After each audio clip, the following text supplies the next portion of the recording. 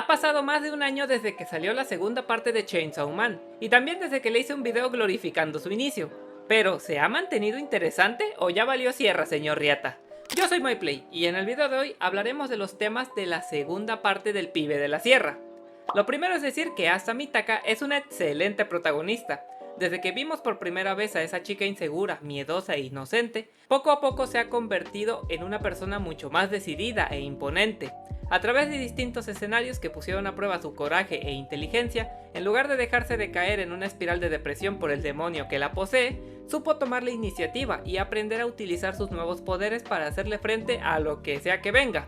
Su habilidad le permite transformar objetos en espadas, pero el nivel de poder de esta se relaciona directamente con el apego emocional que le tenía al objeto en cuestión. Prácticamente Mitaka sacrifica una parte de sí misma emocional y psicológicamente cada que llega la hora de ser héroe. Esto le ha enseñado a superar sus traumas poco a poco. Su madre falleció debido al ataque de un demonio, cosa que en este universo hasta ha de ser común, yo diría. Pero el mayor dolor proviene de la situación. Resulta que Asa se consideraba una persona torpe, alguien que se ponía muy nerviosa en las peores situaciones. Y el día que atacó el demonio, su madre y ella estaban huyendo. Cuando parecía que habían logrado escapar, Mitaka regresa para salvar a un gatito. Pero como ella misma nos dice, parece que su maldición es tropezarse siempre en el peor momento. Su madre al verla intenta ir a ayudarla, pero al regresar es asesinada por el demonio. Esa es una historia de origen brutal. El dolor que sentía desde entonces, por supuesto que la moldeó a ser una persona más retraída e insegura, que se culpaba por la muerte de su madre, pero tras tener esta habilidad en la que tiene que desapegarse de objetos importantes para ella, le ha servido como una especie de terapia, para aprender a dejar el pasado atrás. Por supuesto que todos cometemos errores, cosas de las que nos arrepentimos enormemente, pero esto no debe por qué atormentarnos el resto de nuestra vida. Asa Mitaka es una joven que ha aprendido a dejar de depender emocionalmente de ropa, lugares y personas que significaban mucho para ella. Está dispuesta a salir adelante y continuar con su vida, a pesar de todas las maldiciones que le hayan llegado. Por otra parte, la historia no dejó de lado a Denji como parecía en un inicio. Incluso diría que ambos son coprotagonistas. En un inicio, el loco de la motosierra seguía haciendo su chamba como cazador de demonio. Esto le comenzó a generar cierta popularidad entre las personas. Casi que para la sociedad se volvió una especie de héroe, con todo lo que eso implica. Tiene tanto fans que lo consideran un salvador, como detractores que lo ven como un demonio más, una amenaza de la que cuidarse. Pero en lugar de tener el reconocimiento y fama que al pajero este le gustaría, en realidad solo le ha causado muchos más problemas. De primeras, el odio de cierto sector de la población que ya mencioné, los cuales notan lo descuidado que es a la hora de enfrentar monstruos. Todos los daños que causa colateralmente durante sus peleas no han pasado desapercibidas. Además, la elección de una identidad secreta ni siquiera fue suya, sino mayormente por la presión de la Asociación de Cazadores de Demonios, los cuales lo tienen bien checadito, lo vigilan en todo lo que hace, porque no terminan de confiar en él. De hecho, el mismo Denji en ocasiones harto de este control y al ver que las personas alaban al loco de la motosierra, ha revelado que es en realidad él, pero como todos lo ven como un estúpido, urgido y alguien patético, ni siquiera le creen. Por supuesto que el glorioso hombre motosierra jamás sería alguien como este sujeto, dice la banda. Denji nunca ha tenido una buena vida, como ya sabrás, así que ha aprendido a sobrellevar todas estas situaciones, porque como él mismo llegó a decir, a pesar de todo, esto es el paraíso para nosotros, ¿verdad, Pochita? Por fin tiene la vida que quería, un cálido hogar, seres queridos, asiste a la escuela y tiene un buen plato de comida cada día. Nayuta, la reencarnación del demonio del control, vive felizmente con él en un departamento. Denji la cuida y se preocupa por ella como si de una hermana menor se tratase. Por fin tiene la vida normal que tanto anhelaba. Su actividad como vigilante también atrajo la atención de demonios poderosos que buscan devorarlo para incrementar su poder. Por esto, recientemente la asociación le pidió que dejase de ser Chainsaw Man para siempre, ¿cómo la ves? Cosa que hasta ahora ha cumplido. Quizás algunos piensen, ah caray, entonces ¿cómo está eso del Chainsaw Man 2 que ya no tiene a Chainsaw Man? ¿De qué se supone que se trata entonces? Como dije al final del anterior video sobre Chainsaw, esta segunda parte ha tocado temas muy personales para los personajes, pero también abarca tópicos más generales, como por ejemplo, cómo reaccionaría la sociedad ante el Chainsaw Man. Tras los supuestos actos heroicos que ha hecho, comenzó a surgir la tal llamada Iglesia del Hombre Motosierra. En esta, ven al protagonista como un mesías que los guiará hacia el mundo utópico donde ya no existen demonios. Para ello, los reclutas de esta secta realizan vigilantismo como cazadores de demonios no oficiales. Lo que en un inicio parecía un simple club de fans del Chainsaw, comienza a revelarse su lado oscuro. Resulta que la mayoría de sus integrantes son jóvenes y adolescentes que abandonaron sus hogares y encontraron un nuevo propósito de vida en este lugar. El hecho de que los miembros se encuentren en este rango de edad se debe a que durante nuestra juventud uno es más susceptible e ingenuo. Es más fácil moldear a tu conveniencia a una persona que apenas está descubriendo quién es, que hacerlo con adultos mayores que ya tienen una identidad propia.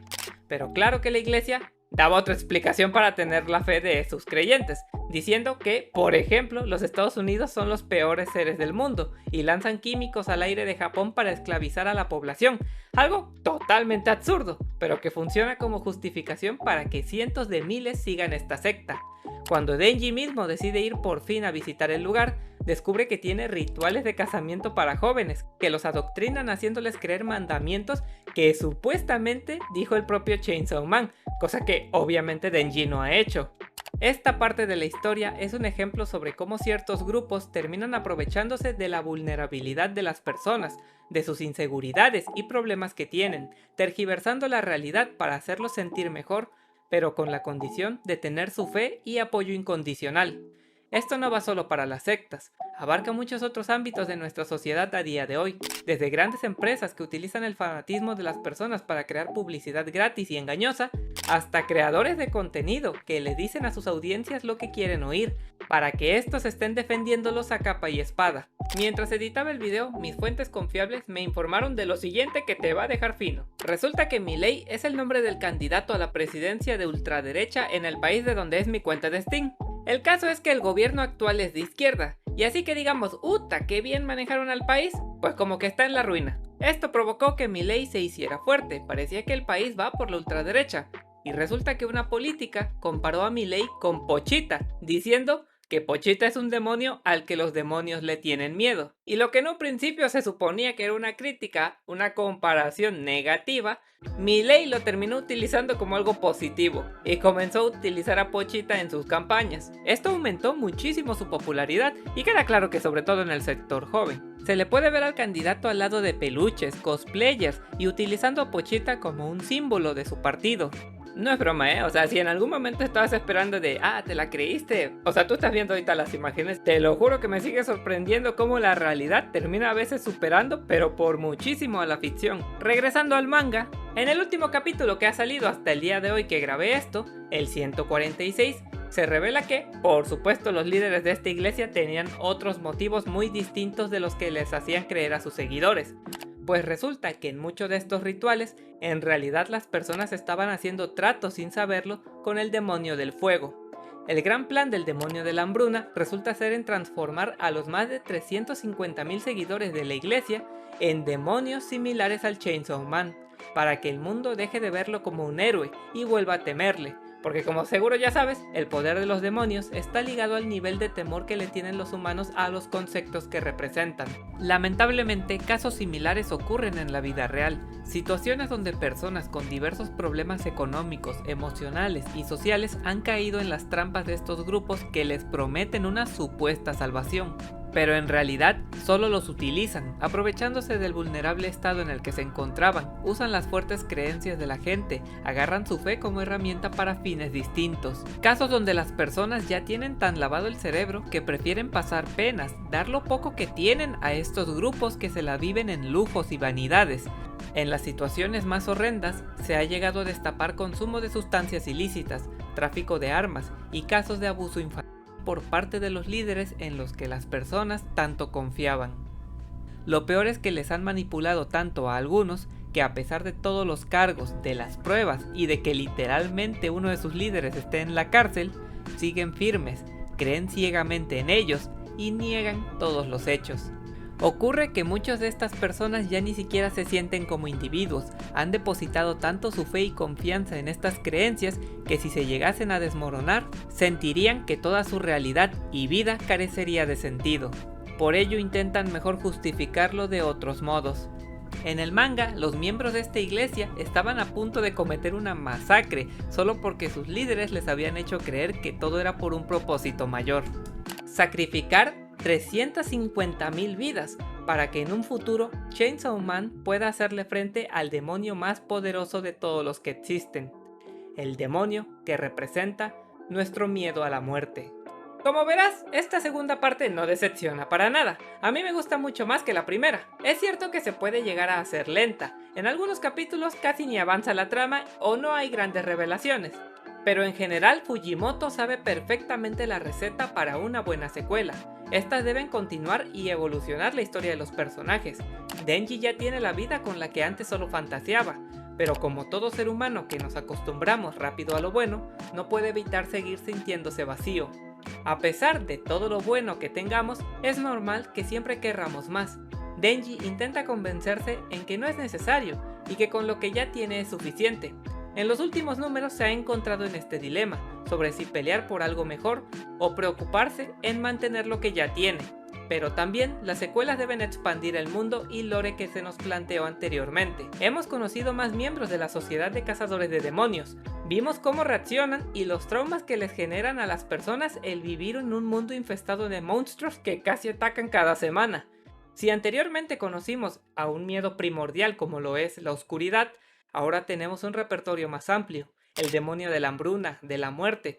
Todo un arco fue la batalla contra el demonio de la caída, uno de los miedos primigenios de nuestra especie, un personaje carismático que utiliza partes de cadáveres para manifestarse y que actúa como un chef que sirve platillos de humanos para los de su especie, con un nivel de poder abismal que altera en todo el mundo la gravedad, haciendo que ahora sí que las personas caigan para arriba. En general, esta segunda parte vale mucho la pena. Tiene escenas muy memorables que te llegan al corazón, como la cita que tienen Ase y Denji en el acuario. Un arco que tan solo con sus fondos y escenas te hace sentir en ese lugar. Diálogos que transmiten todo lo que sienten los protagonistas. Escenas que nos muestran cómo se siente ir a tu primera cita con alguien que empiezas a conocer, sin saber todo lo que pueda resultar de ese primer encuentro. Gracias por haber visto este video. De verdad espero que te haya gustado y déjame en los comentarios qué es lo que más te está interesando de esta segunda parte. El siguiente capítulo del Chainsaw Man 2 sale en mero Halloween, Halloween, Halloween es para mí. Y si resulta estar canijo, ten por seguro que habrá video. Por favor sígueme en todas mis redes sociales. Recuerda que yo soy MyPlay y adiós.